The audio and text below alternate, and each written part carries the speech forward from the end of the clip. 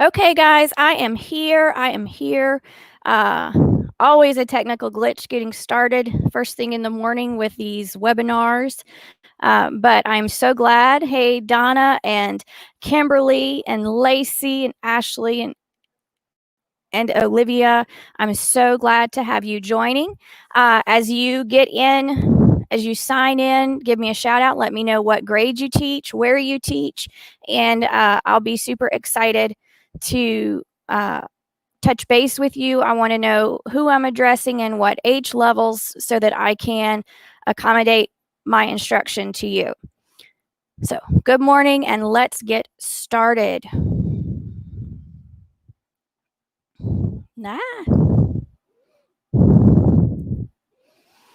Okay, we are going to go into Tech Week session using your Tech Tackle Box. Okay, so good morning. Here is your sign-in link or QR code so that you can have a chance to win a door prize.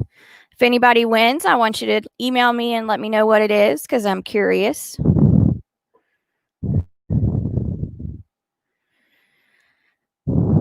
All right, so today we're going to cover several different things. Now, when I was planning my sessions for this week, I thought we have so much that we have learned just through our school certifications that we have gotten. There have been talks for the last few years on different platforms, things teachers are using in their classroom, and I wanted to just kind of hone in on several different tools that are available that you can use in your classroom in person and that you can use virtually. The first thing we're going to do is we're going to start with our Bold School framework. Now, Bold School is a book. It's by Weston Kieschnick, and this was probably my aha moment book. I love it. I carry it with me all the time. I've written in it, highlighted in it, and I use it a lot as a reference when planning. I'm going to share his framework with you because it just made sense to me, and I wanted you to see it so that maybe it would make sense to you. We're also going to talk about Nearpod, Epic Books, Flipgrid, KAHOOT, and SCREENCASTIFY. Now, most of these can be used K-12. The only exception is going to be Epic Books, and that's really a K-5 platform. Okay, so here's Weston. And Bold School is a mindset taking what we know works best in schools and classrooms and blending it with innovative technology. Okay, so step 1 and 2 are listed on this slide, and notice not one word is mentioned yet about technology. You do not start your lesson with technology. You start your lesson with what you want your students to learn. What outcome do you want to see them achieve? What priority standards are going to be addressed in your lesson? Okay, that's always step 1 across the board. Step 2 is, what do you already know that you do that works with your students to achieve those outcomes? What will my students be doing in this lesson to achieve the outcomes? What will I be doing as a teacher to achieve these outcomes, to see my students achieve these goals that I have set for them? So with that, you know your tried and true methods that have worked with your students. Now we're going to move to step 3. We're going to take the tried and true methods that have worked and we're going to blend them with digital tools. Okay, so what I'm going to do, I'm going to help you with step 1 of step 3. What digital tool can I use to elevate the chosen effective strategy? What do I know that will engage my students and that will elevate their learning? Okay, how will these tools make me more efficient and effective? This is so important, especially if we're in a virtual setting. How will using these make you a more effective teacher? How will the tools elevate the rigor and relevance of student learning? Okay, then we move into step 4, where you have chosen your digital platforms, your tools. Now you're going to put it all together. You strategically place these tools within your lessons in order to make the biggest impact for your students. And then step 5 is, once you're finished, you have your outcomes, you have your tried and true activities that you use, you've selected technology to blend in with those tried and true lessons. Now you're going to go back and you're going to assess your plans. And you're going to ask yourself, do the questions or learning tasks require students to use higher level thinking? Are the students evaluating, analyzing, and creating content? Okay, that's their rigor. The relevance is, are they going to be able to take this new knowledge out into the real world? All right, so that's just my brief explanation of Weston Kieschnick's Bold School framework. It just helps, I think, get our mindset in the right place to take a step forward and integrate technology. So here we go. First thing is, I consider technology innovation, and innovation is a method of doing something differently. It's to make changes, and underneath this, it says a new way underneath my sharing, if you see that. This is just a new way of doing things. It's okay sometimes to do things differently, to make changes. Innovation in education is the unique ideas and instructional techniques that will reach the students in more effective and exciting ways. And that's what we all want to do. We want to reach our students in effective ways that excite them and make them want to learn. Stepping outside of the box to challenge our methods and strategies. This is another innovation in education. We like to sit with what's safe. But we, in recent days, have kind of been called to step outside of this safety net and challenge the tried and true in-person strategies that we have used daily for years. Innovation in education is allowing imagination to flourish and not being afraid to try new things. So this is so key. I read the Teach Like a Pirate book by Dave Burgess. And one of his major points was to not get caught up in what your peers are doing or what you think others will say, but to not be afraid to take a step out, because someone somewhere may see what you're doing and then be inspired to make a change as well. All right, how can we be innovative in our own classrooms? So these are the platforms, these are the tools I'm going to be covering today. They're not in this order. This is just how it fit on my screen, but we're going to be talking about Epic and Nearpod and Kahoot and SCREENCASTIFY and Flipgrid. Now, for some of these, I'm going to ask you to participate. So when you're watching this session, you can either open a new tab and still hear me to participate, or you can use your devices, any tablets or phones that you have handy. All right, so Nearpod, y'all, Nearpod blew my mind. Students, I included on each title slide before we start talking specifically about that tool, how students access this, because I feel like that's important for you to know going into it. Is it going to be another username or password that my kids are going to have to know? Okay, in this case, no. Students will join a Nearpod lesson with a code that you give them. Okay, so here are, for Nearpod, it creates interactive learning experiences, and every student has a voice, and this is true. Every student is participating 100%, so you're not missing those kids that don't raise their hand or that don't get called on. Everybody has a chance to give their feedback. It is an excellent formative assessment tool. You can take the pulse throughout your unit to make sure you're measuring their understanding as you go, so that when you get to that summative assessment, you know exactly what your kids are able to do. Benefits are real-time data collection, and it gives instant feedback to you and to the students. So this little picture here, we were doing a Nearpod where we were building background knowledge before we started reading Johnny Appleseed for grade 2 Wit and Wisdom. The students watched a video on picking apples in an apple orchard. It was building their background knowledge on actual real life events. And then we applied that into Johnny Appleseed. Okay, so ways to use Nearpod. There's simple presentation delivery, which can be shared with every student to every device so that they can follow along in real time.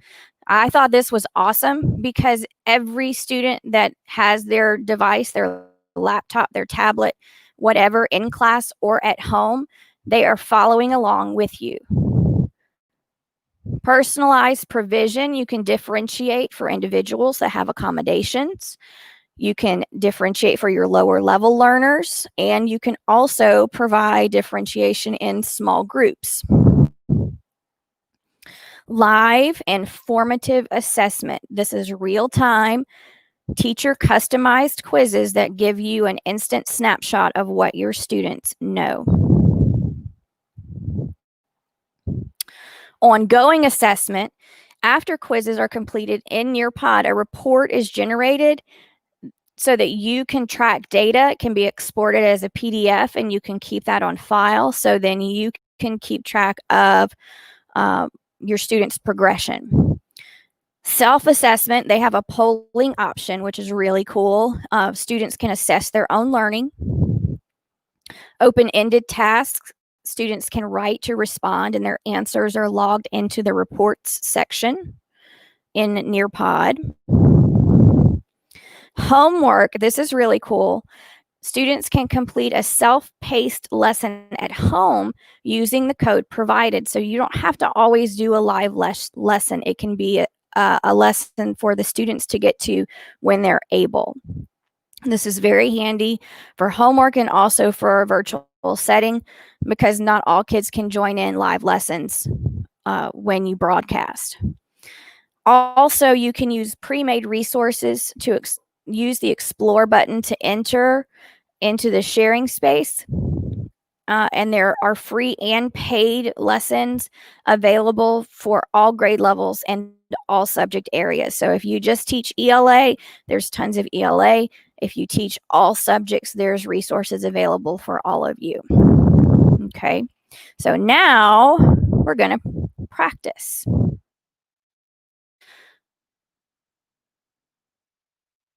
Okay, so here is the homepage for Nearpod.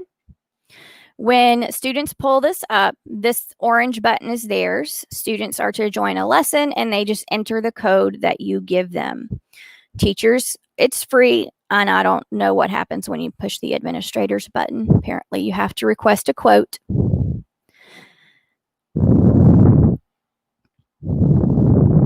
Okay, so I'm going to log in.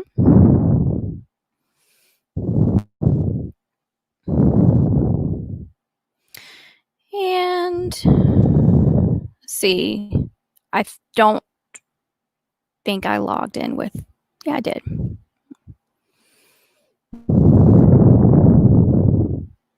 Ah.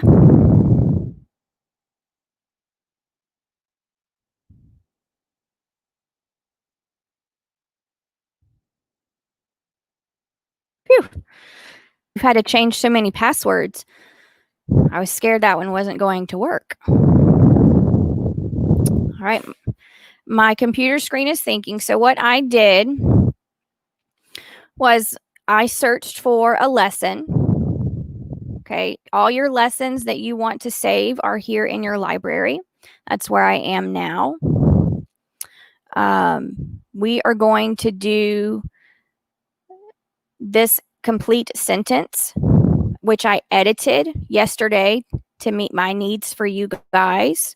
So just remember, if you find a Nearpod and you are not comfortable with some of the questions, you don't think that they apply to your students, you can always edit it. Right here are these three dots. You can click on it, duplicate, and then you'll edit. Okay, if you edit what you have in front of you, it's going to change like the whole master copy. You don't want to do that. The options are live lesson and Zoom. These are for our virtual learners. So if you have an A-B schedule or you have a student that is in the C group, you could pre-prepare them that you're going to do a live lesson Zoom, and they can participate with the group that's actually in the class if they choose to. A live lesson, which is what we're going to do, that would be if your students are sitting in front of you. And then student paced, this is what you would assign for homework or for an assignment that they can complete at a later time. Okay, so I'm going to send out the live lesson.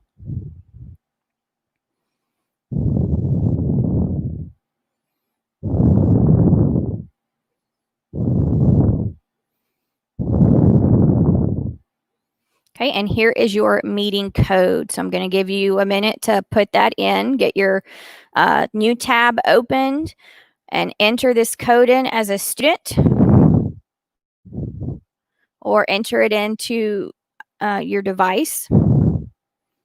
You'll just open Nearpod. I'm sure there's an app for that to where you can just enter in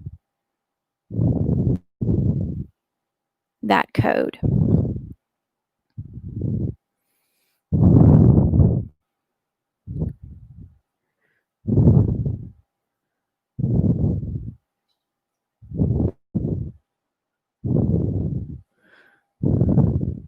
All right, I'm going to count down in my head to 10, and then I'm going to click the X, and we'll move on. Down here, if you see, these are options on how to push out your code to your students. You also have an option to create a Zoom meeting. It's pretty straightforward and laid out for you.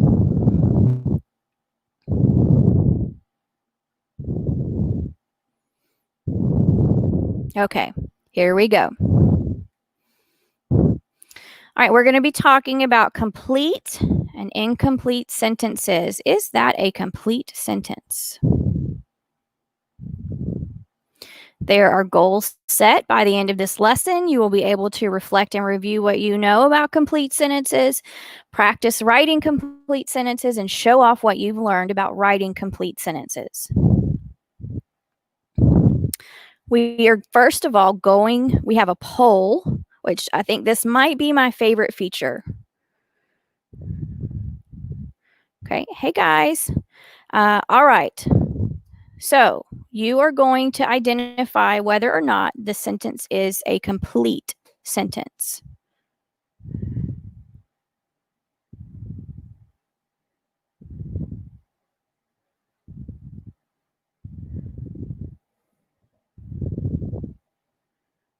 All right, let's see.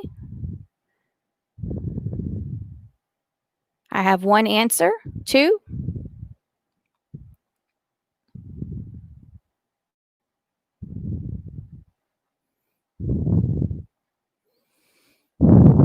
Now, if you're looking at my end as well, if you're working from your phone, you can see that as the students respond, I can see that they have responded. So now I have 100%. And you all got it correct. So I'm going to go back just a second. If the student had gotten it wrong, there would have been a little red dot underneath the A, but you guys all did a great job recognizing that that is a complete sentence. All right, now let's review. Complete sentences express a complete thought, begins with a capital letter and an end mark. Complete sentence tells you, it also tells you what someone or something is doing. So kind of picture yourself giving these instructions to your students. And then after you teach, after you instruct, then you practice. So in this case, they're going to draw it. So give it a second. It's loading.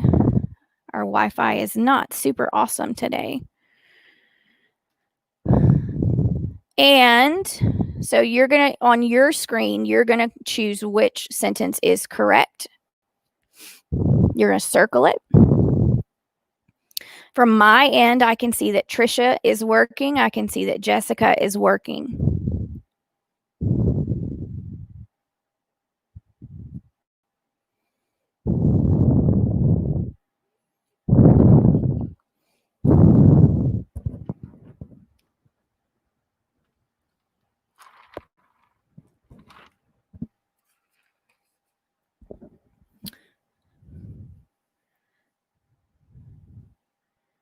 All right, again, we are all doing a great job recognizing complete sentences.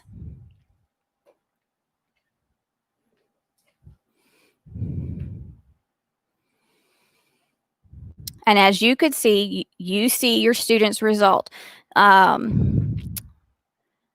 know there was a kindergarten teacher in the parish who taught summer school, and she used Nearpod with her kindergartners, and they had to identify pictures. They had to use the drawing tool and circle pictures that started, I think, with like an initial consonant sound.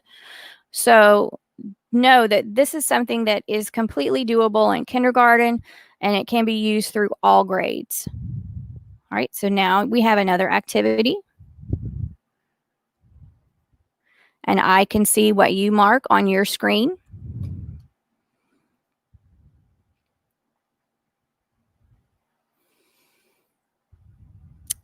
If you are using a separate tab, when you finish, I want you to click back over to the stream tab where you can see my screen, and I want you to look at my view. So as a teacher, this is what you can see.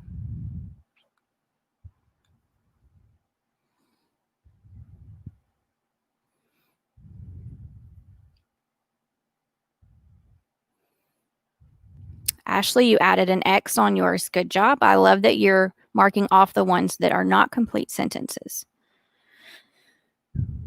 Now, if your students turn theirs in and they make a mistake, they can edit it.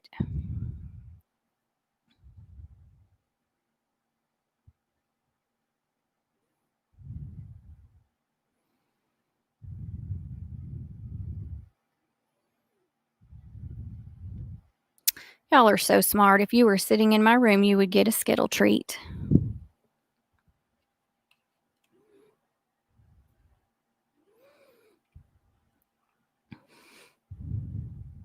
Now, as I'm watching this, I will be monitoring answers, and if I see incorrect work, then I'm going to be going and addressing that with that student instantly. Okay, so you've gone through your lesson, you have instructed, they have practiced, and now at the end, they can take a quiz. Here's a formative assessment to see what they know.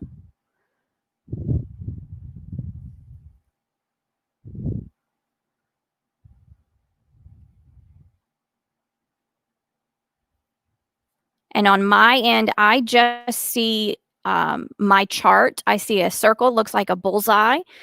And as you answer questions, the outer ring turns green for correct answers submitted, and there'll be a red for incorrect answers submitted. I cannot see what you are actually submitting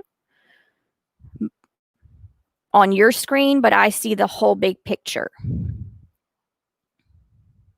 Which I'm going to ask you again, if you're using a tab, when you finish, tab back over and see what I see.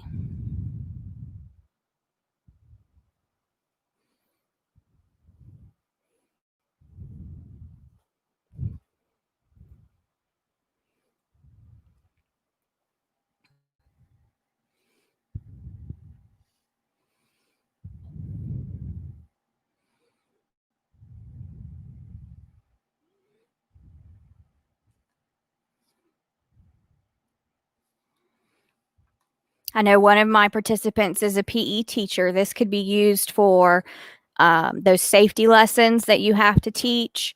You could instruct, and then the quiz you could give different polling activities, a little quiz to check understanding.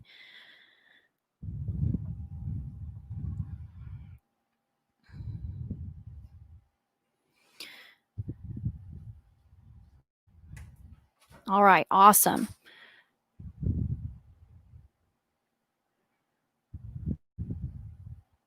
Okay, we're going to move on. All right, and then there's also a chance for an open-ended question. This is what I told you.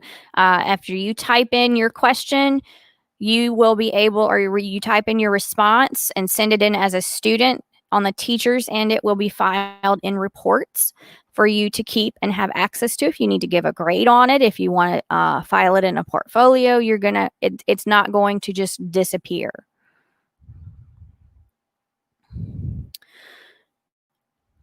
Okay, so this just asks you to write one complete sentence. Now, this page, the open-ended question, I edited because at first it was 2, and I said, oh, we'll just do 1. They've worked hard today. So I want you to just write one complete sentence, and then you hit submit. I really like Nearpod too, Jessica.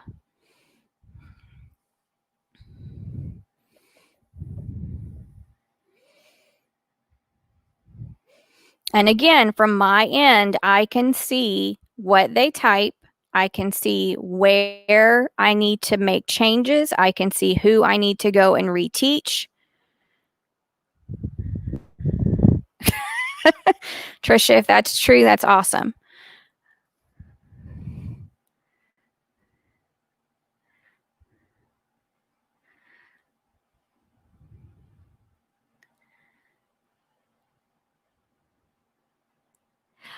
No, this does not have to be done live. This tally, this can be done. This can be part of a student-paced lesson, and it can be inserted for them to do like at their own time.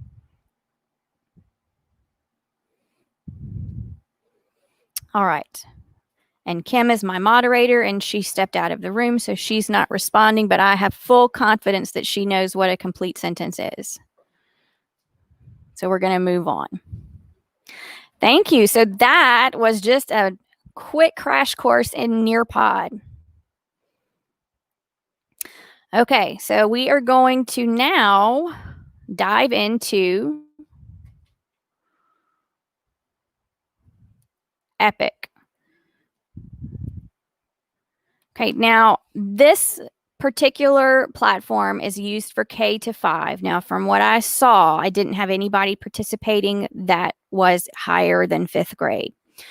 Okay, we use Epic a lot in my class. I teach 2nd grade, so I'm going to share this with you. It can be used in the classroom for many different purposes, but what Epic is it's the leading digital library.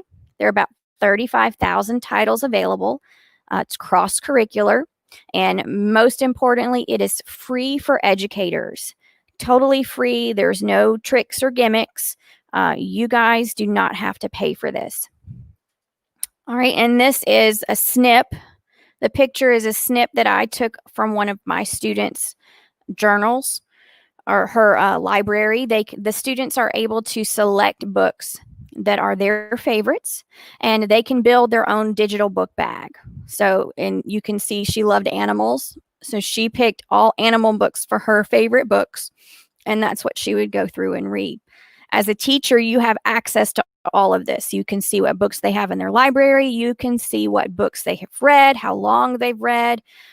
One of my students would read, like, you spent 2 minutes reading this book, and then you read another book in 2 minutes, and then 10 seconds in this book. So you can, on your end, you can track if they're actually real reading or fake reading. And then this is the bottom, the purple box is just a quote from one of our teachers. I like Epic because it gives the students choice. The students like Epic because it is fun. They don't realize that they're reading. And that is my number one right here. Epic can be used in the classroom for engaging your reluctant readers. Students create their own library. They pick their favorite books. There are many graphic novels and comics, and there's a large variety of read alouds for your students. Read to me books. My reluctant readers loved these, and that is fantastic for modeling fluency for them. Epic can be used for research projects. In this slide, here's a little pic of our 2nd graders and 1st graders working together, and they're using Epic as a resource to research Veterans Day. So when you have a research project, or you have a topic and a module coming up, and you don't feel like your kids have a strong enough background knowledge then you can go through and you can find books in your Epic account and send them to your students to view.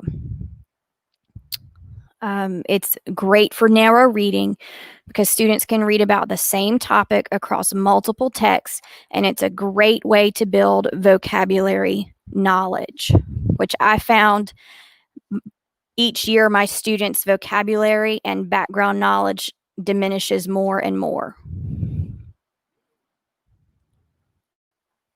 Fluency practice, there's a large variety, I talked about this a little bit, of read-to-me books that provide a fluency model. Students can listen and then turn off the audio and reread. For Miss Tally, who I know is in PE, if you had an Epic account, there are so many books available on all different kind of sports and topics. If you had to get creative in the way that you're teaching because it's a rainy day, or you can't use the outside facilities for some reason, or the gym is being used, then this is an option for the kids to at least engage in something that might relate to your curriculum. Okay, so this is just a little screenshot of getepic.com for educators. This is where you would go. My kids log into getepic.com. Epic is also an icon you can put in Clever, which we're going to be learning a whole lot more about, I think. But there are different ways to access Epic. So on the sidebar right here, Epic can be accessed at home and at school from 6 a.m. to 4 p.m. Monday through Friday. Students will sign in both home and school using the class code provided when teachers create an Epic account. They don't have a username or password. They just access your class with a class code. I would keep mine posted in my classroom for the students to see. It could also be on a login page that you send home with your students with all of their website username, password information. That code never changes. So they wouldn't need a username or password. You just put Epic and then write the class code. One thing Epic did at the end of the year last year in springtime was they offered free access to families because of the pandemic. That was awesome. If they are virtually learning, if we're in a virtual setting, Epic can be accessed in between those hours 6 and 4 if you need them to look at a book collection that you sent out or read along with you. They will be able to access it in both places. All right, I got a little creative here with my clip art, with my Bitmojis. Flipgrid, students log in with an email assigned to them, which is right now going to be their livingstonsschools.net. Or you can assign their own username and password. For my littles, when I would work with first grade, we would do their first name and their password would be their initials. So this is customizable by you. They can also log in. They'll have a flip code.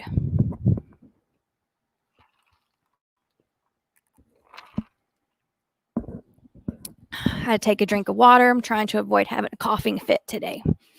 All right, Flipgrid. We're going to empower every student to achieve more. Video discussion platform and empower social learning at all grade levels. So these are just some snapshots of how Flipgrid was used at Eastside, which is where I am. So we had 5th grade take time to teach 1st grade. We had students practicing their fluency. We had a 1st grade teacher that would assign a flip code, and the students would go home and read their little books that they took home on Flipgrid, and then all of their peers could watch and comment on their video. Flipgrid is good for collaboration, fluency practice, comparing and contrasting, finding meaning, peer homework help, and social feedback. So all of those topics can be addressed through Flipgrid. And I just pulled some standards. This actually came from a Flipgrid blog. I just wanted to see how it could be tied into your instruction. So you've got speaking and listening for grade 1. You can prepare and participate effectively in conversation. You demonstrate the command of standard grammar. So there are ways, whatever you're doing in your lesson, what your purpose is behind that Flipgrid, then you're using Flipgrid to accomplish that goal, that objective. These were just a couple of more. Sharing central meaning, collaboration. There was a lot of standards for grade 1. All right, and I wanted us to test it out.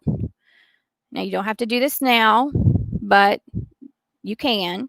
You can take the link, https flipgrid.com/tech-tackle-box, and you can go into a Flipgrid and talk about how you will use some of the things you've learned through Tech Week with your own students.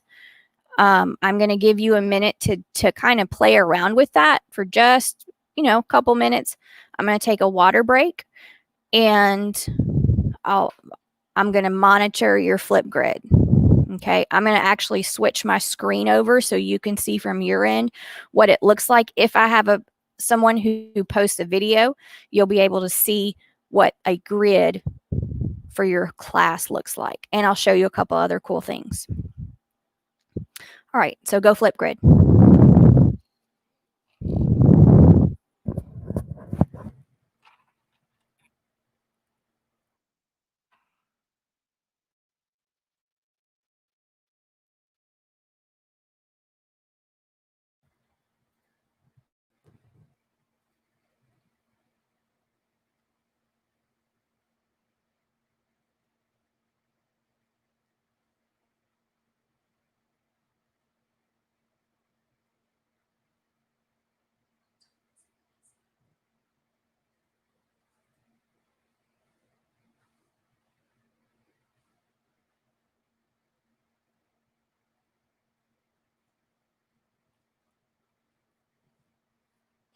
Tackle-box friends, I really enjoyed AirPod, the explanation of that, and can't wait to try it with my kids. And I'll see your videos and what you've loved about Tech Week.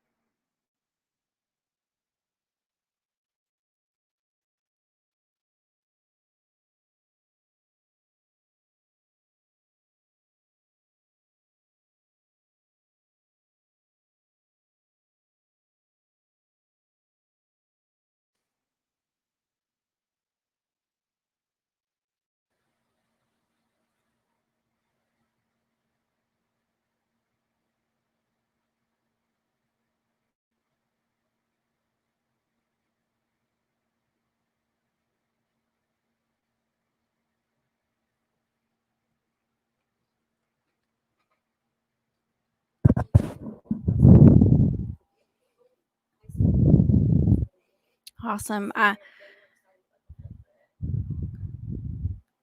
right, let's see. I'm going to refresh. Okay, so I took a water break. I was drinking my water. Oh, I have a post from Miss Kimberly. And I was able to take a look at the chat while you guys were hopefully Flipgridding. And I see that I have some elementary. I have a junior high teacher. I have some high school teachers with seniors. The only topic that I covered that I don't think will apply is Epic for you guys, but all other areas, Nearpod, Flipgrid, we're fixing to do Kahoot, and then Screencastify.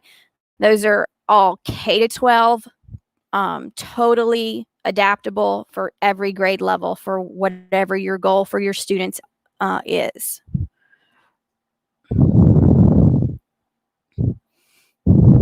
Okay, so as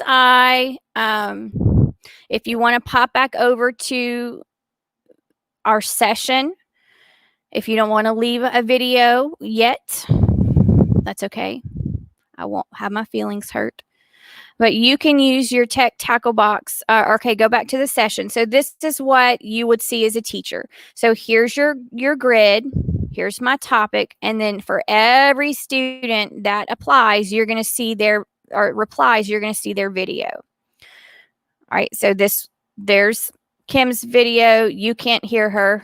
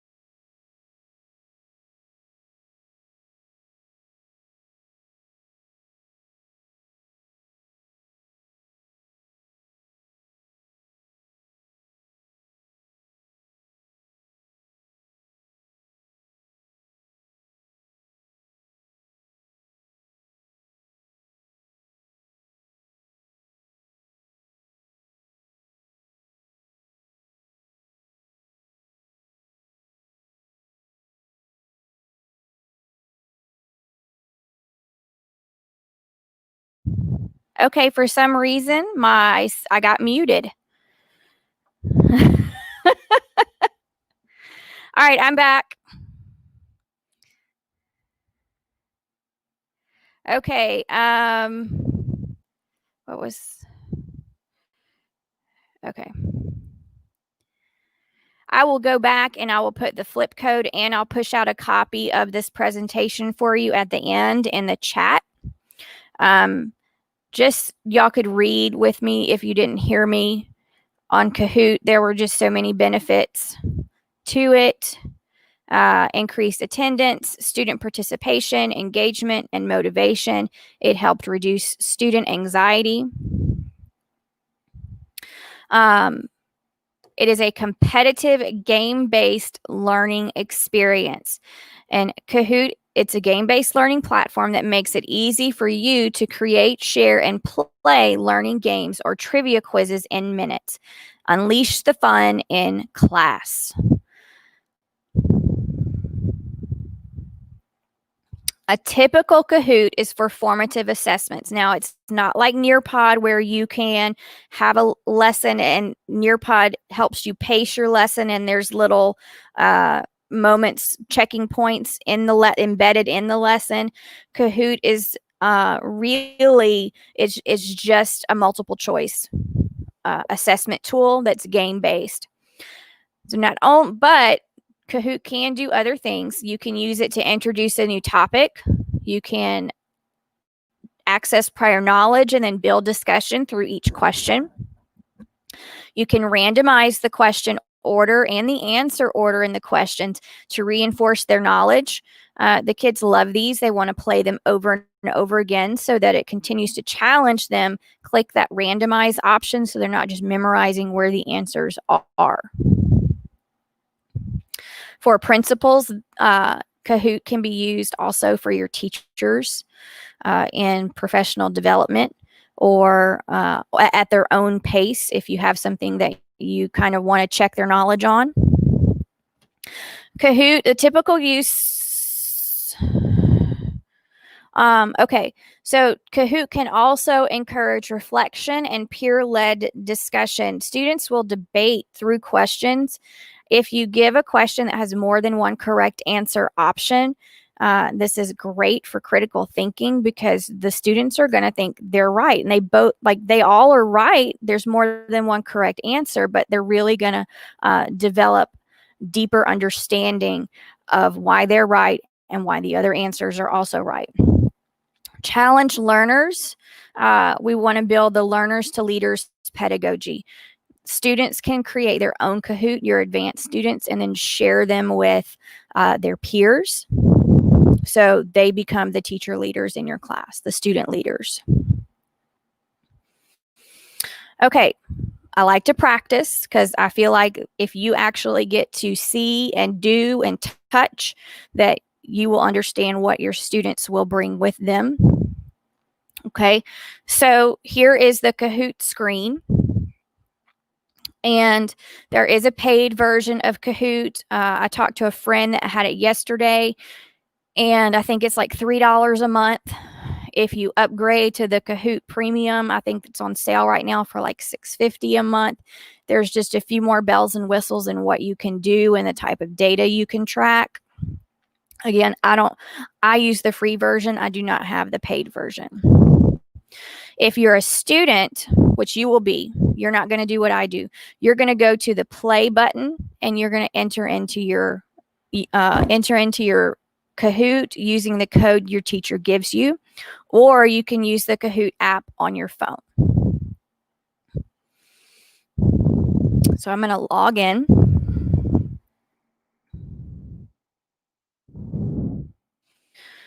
And I can close out Nearpod.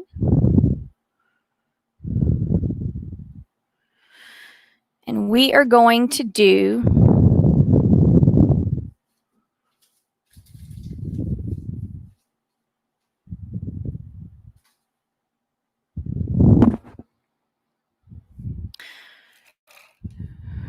okay, I went into Discover. And I am going to find a Kahoot. I pulled one up yesterday. I am going to find a Kahoot that was for famous teachers. Now, you can search for Kahoots on any topic. I love Harry Potter, so just for fun, I looked up Harry Potter. And there were Kahoot quizzes that had 200 questions on them. So there are Kahoots. There's Kahoots for Avengers. There's all sorts of different already created Kahoots for you. Okay. So we're going to play this one on famous teachers. We're going to choose a way to play. So just like Nearpod, Kahoot has the option to teach live or to assign as a challenge for the learners to play at their own pace so they could do this at home for homework. I did that. I used the assign for my students for digital learning, for virtual learning. And then I could see, when they completed their quiz, what answers they missed. It was very helpful. But we're going to do teach. All right, so you have to choose, do you want classic mode or do you want students to work together?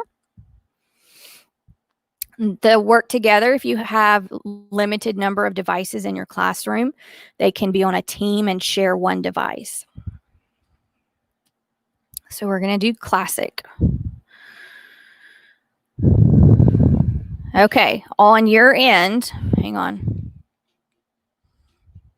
On your end, I want you to enter in this code, either on your phone or open a new tab. Follow the directions on the screen.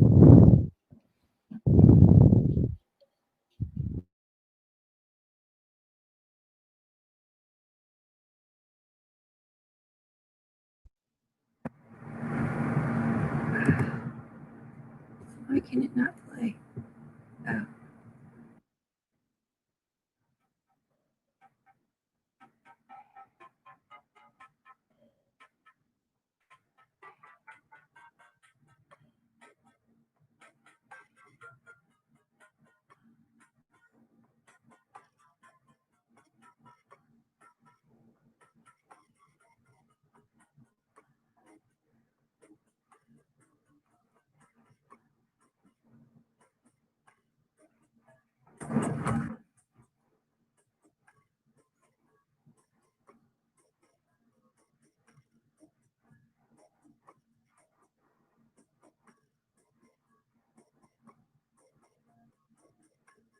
I'm going to count to 10, and then I'm going to start.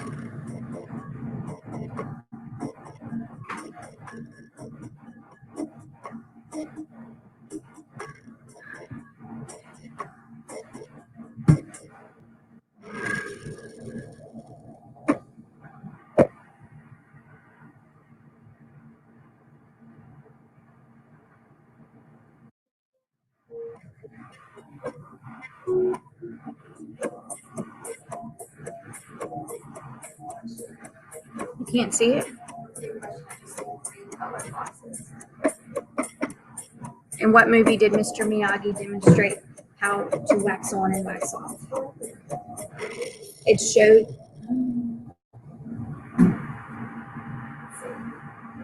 Very good.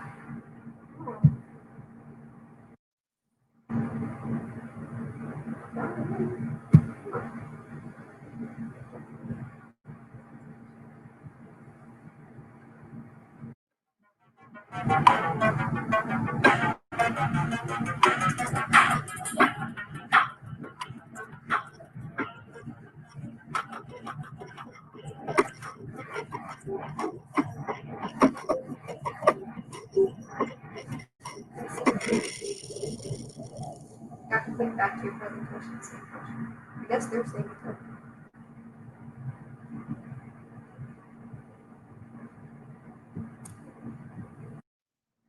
Uh-oh. Leaderboard just changed. This is where the competitive game-based nature comes from.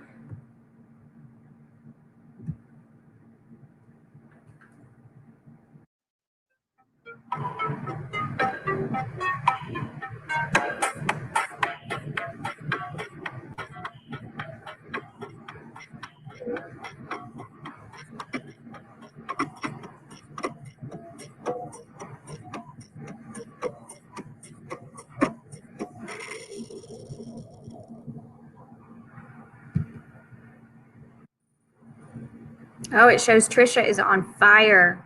Moving up now. The scoreboard, before I click to the next, the scoreboard is created through correct answers, but also in how quickly you respond. That's how your scores are generated.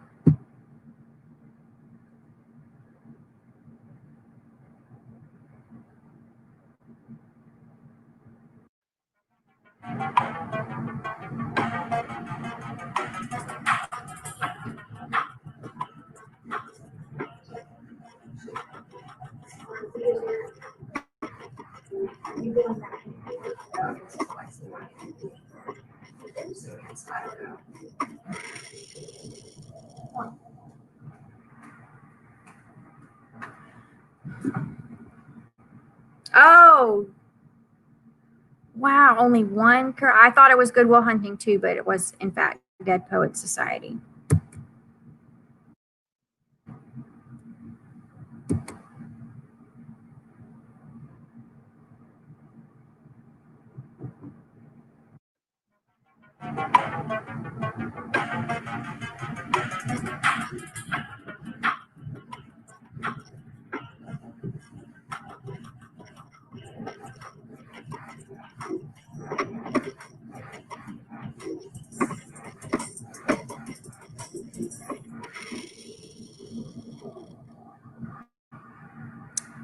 Oh, some of us need to read Harry Potter. It's so sad. Yes, Severus Snape is the famous teacher that became beloved by Harry Potter fans. Last question.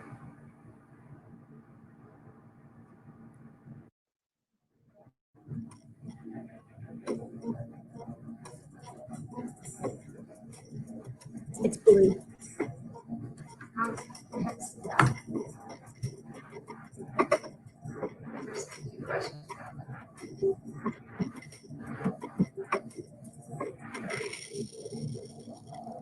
Yes. Okay, so now if you go back to your session, you'll be able to see what you will see as a teacher after a Kahoot quiz. Okay, you're going to have a podium. Good job, Jess. Ashley. Trisha was on fire.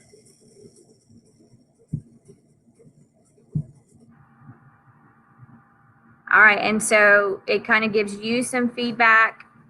The kids can play again. This is where that randomized question and answer comes from. If they didn't do well or they want to try again, then play again.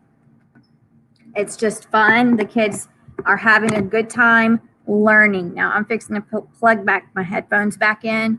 I gotta unmute.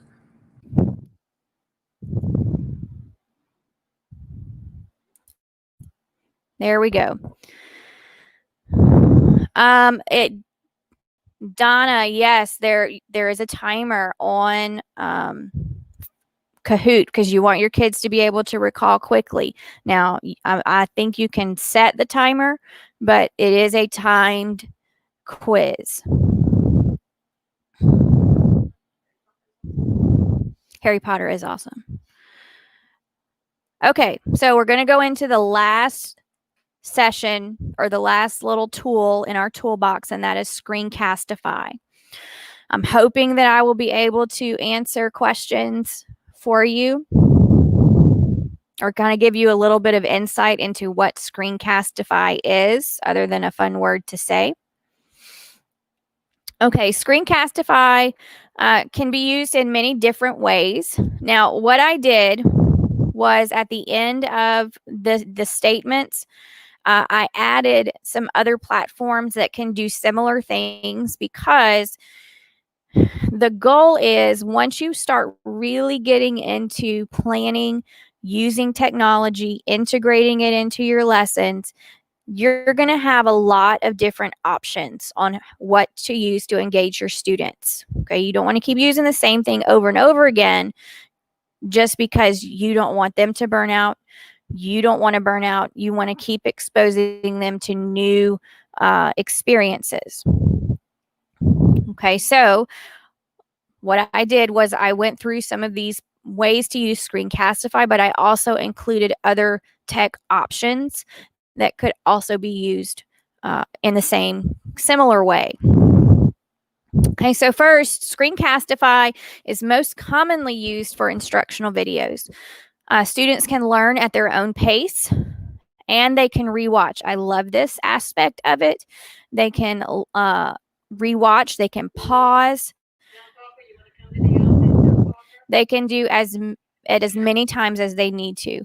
Now, when you make a Screencastify video, it will save directly to your Google Drive.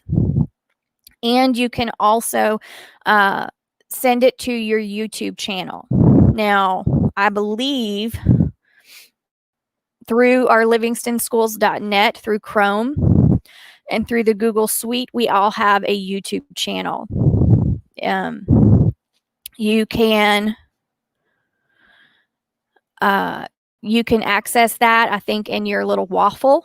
It'll send you to YouTube. You'll see your little letter initial icon in the corner. It is your channel. You can sign in using your @livingstonsschools.net address and password, and you can begin saving things like your Screencastify videos to your own YouTube channel.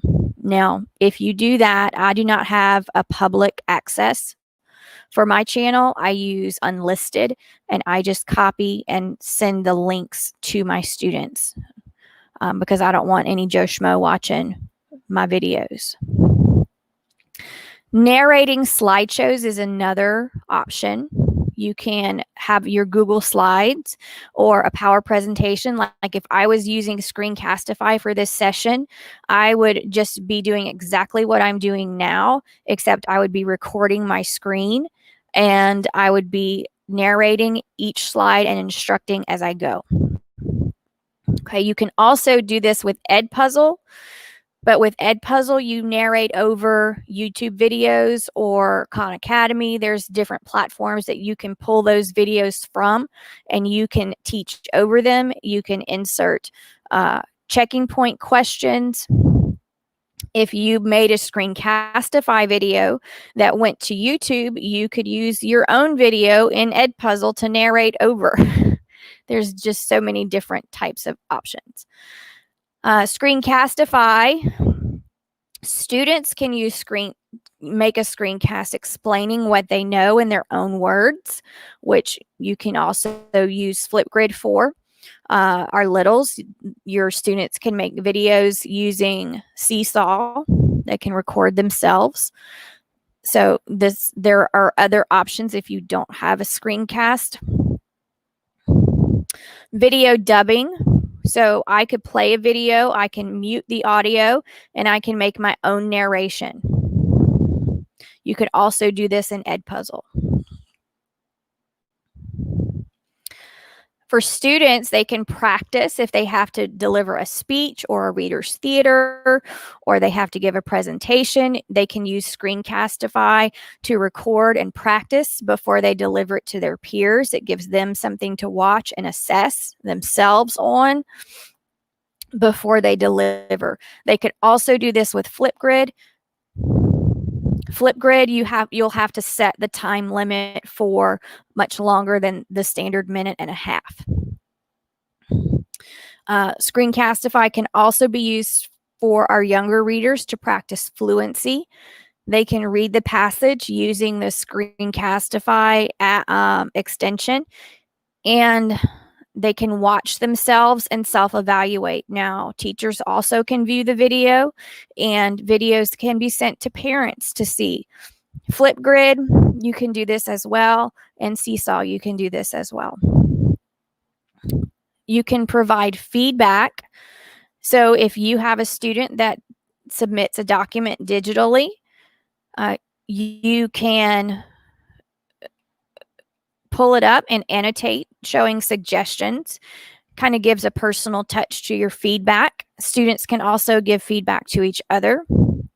This can also be done on Flipgrid, but with Flipgrid, it's all visual through videos. It's not going to be anything that is written.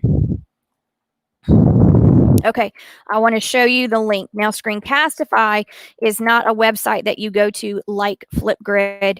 It is an extension. So if you see up here on my screen, this little arrowhead, that is your video recorder. So I'm going to click on it,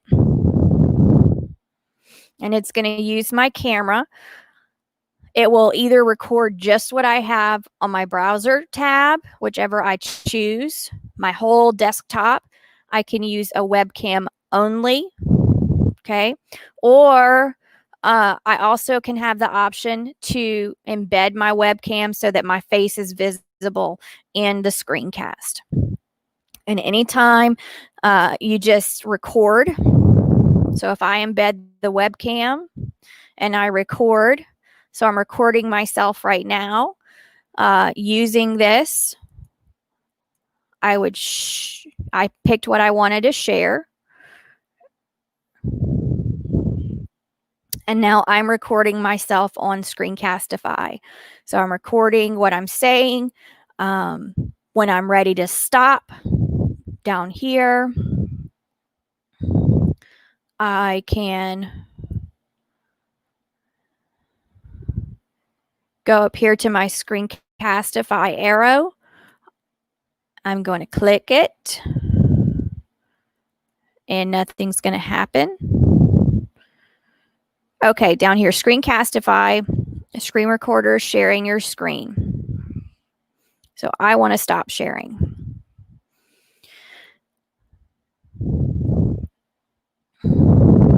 So my recording is done. It's going to pull up what I did, and it's going to say it's going to my Google Drive. I can copy the shareable link. I can send it straight to Google Classroom for my students, or I can publish it to YouTube. So there are options available of how you can push this video out to your students. It's not difficult to use. If you have your video and you need to edit, you just click on the scissors and you can pull out the part that's not needed. And I know that we have had certifications through this. There are courses online. There's lots and lots of help in using Screencastify.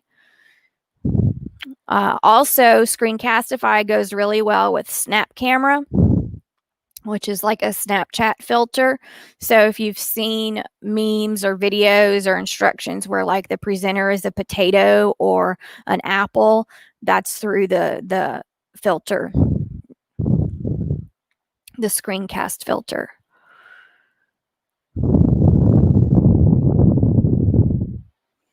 Okay, so that's just a little brief glimpse into Screencastify. If you want to get Screencastify, you search for Screencastify, pull it up. It will say add extension to Chrome. Yes, it will add the extension, and you'll see this little arrow up here in your extension bar, and you will be able to then click on it and record your screen or make a recording. Now we are getting an upgraded Screencastify. I paid for the upgraded version when we started distance learning, and so I don't really know what is included in just only the free version. I think there's a time limit on your videos, but there's not on the paid. Okay, so that is all that I have for you guys in our tech tools.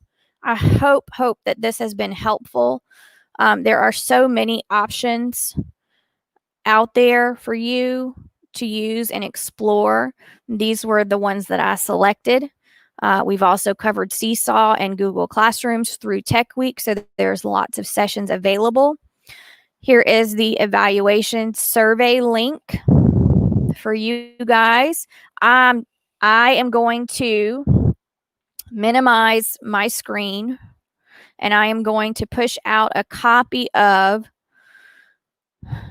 this presentation for you. I'm going to put it in the chat.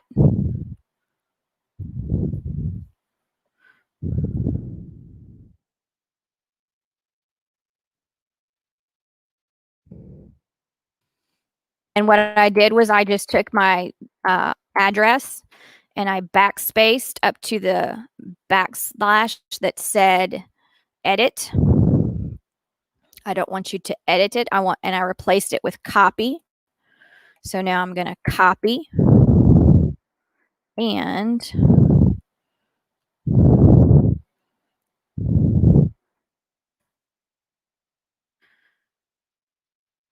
it should make, oh, hold on. You know what? Let me see.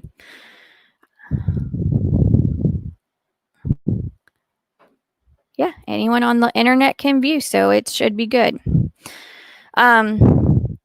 Let me show you what I just did there, because this has been a tackle, like something that we've had to tackle. If you want to share something out with your parents that you create in Google Classroom, then you hit the share button.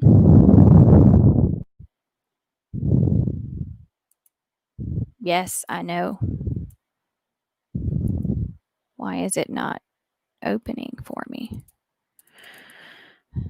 Okay, I don't know why it's not opening. I already know I had the link set, but let me take you through what the options are. It's either going to be you can share it with anyone that has the livingstonschools.net address, anyone within Livingston Schools, or it can be anyone with the link.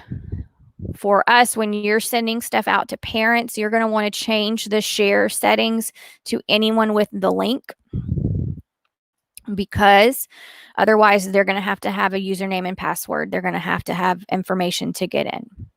If you're posting anything on a website, you're going to have access for anyone.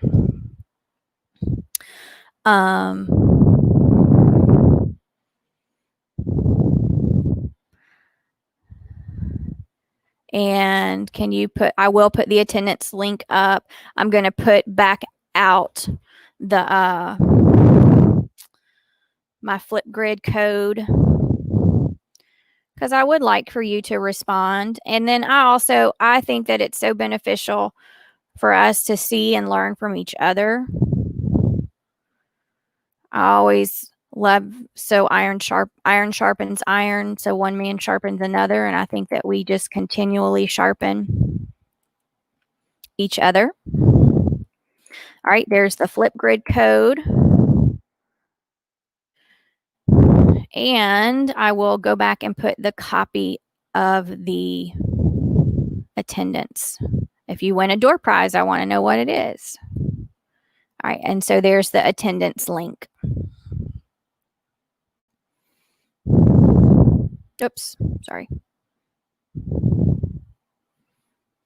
I thank y'all so much for joining in today. I hope that some of this was helpful. I hope that you have things that you can take back to your classroom. These are some of my favorites.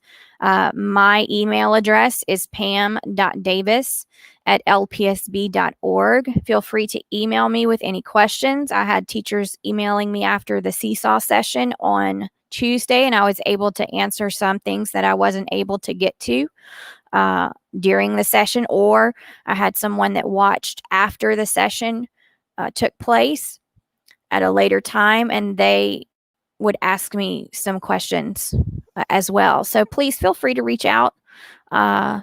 This is one of my favorite things. I love technology integration and education. So I look forward to seeing you all again. So thank y'all so much, and I will be seeing you around.